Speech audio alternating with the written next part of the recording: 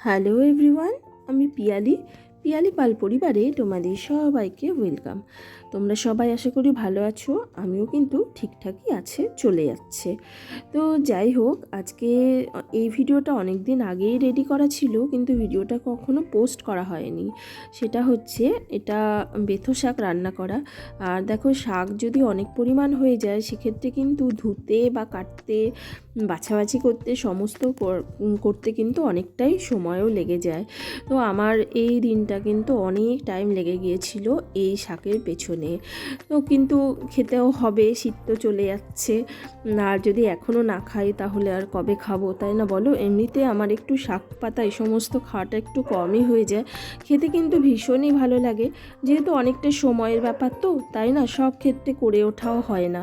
তো যা হোক, এই দিনটা তো করবো বলে ঠিকই করেছিলাম।